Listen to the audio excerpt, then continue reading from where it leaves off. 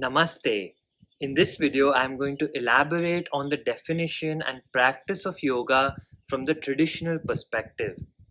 Yoga is derived from the Sanskrit root word yuj, which means to join or to unite. This union is between the individual consciousness and the universal consciousness. One could also interpret this union as a union between Ahamkara ego and Atman soul. There are numerous practices and tools when applied systematically intend to bring us into a state of unified consciousness. Yoga is one of the 7 major philosophical systems that have originated in India.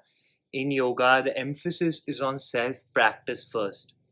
Patanjali, who is commonly referred to as the father of yoga, was alive 2500 years ago.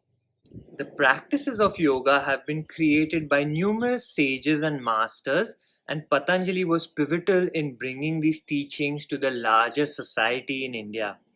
Thus, the origins of yoga precede him by a few thousand years. He wrote the Yoga Sutras, which contains 196 concise verses or sutras explaining the practice and the pathway to reaching union or yoga. The sutras are extremely concise. Concepts are never repeated or clarified. Each sutra contains many layers of meaning based on where the spiritual aspirant is on his or her own path. They will interpret the sutras differently. This was the intention of Patanjali when he wrote the Yoga Sutras. He wanted these teachings to remain an inner experience rather than becoming ritualized dogma. The word sutra means thread. In this sense, Patanjali has provided us with the threads to weave our own cloth. Each teacher of yoga philosophy then borrows these threads from Patanjali to weave their own cloth based on the state of their spiritual practice and life experiences. Before the Yoga Sutras, no text that solely focused upon the practice and philosophy of yoga existed. This is primarily because yoga is considered to be Atmagyan, soul knowledge, knowledge that can only be passed on from one soul to another. The essence of yoga cannot be passed on through books or other forms of media. Thus, the true teachings of yoga were and always will be passed on as an oral tradition. Prior to Patanjali, yoga was mainly practiced by sages and masters who had renounced their material lives, that is, their family, career, friends, and so on. These yogis were completely dedicated to spiritual practice and self realization.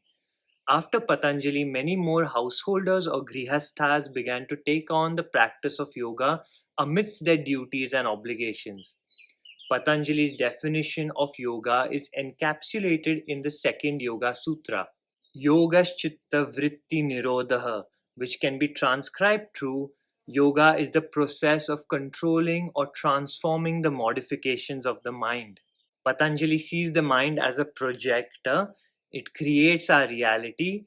Our awareness is fractured. It is spread thin in multiple directions. Some of our awareness is locked up in the past, in memories, and some in the future. Our mind loses its innate ability to manifest what it truly wishes. This is because the mind itself is unsure of what it really wishes for. When the mind removes these distractions and is able to focus itself, it gains tremendous power. In this sense, yoga is the process of collecting these lost fragments of our awareness or psyche. We begin to unify our minds, wherein we begin to control instead of being controlled by our mind. When the mind assumes this state of tranquility, awareness of the soul or Atman is apparent. To reach this state of tranquility, Patanjali prescribed an 8-limb path of Ashtanga Yoga.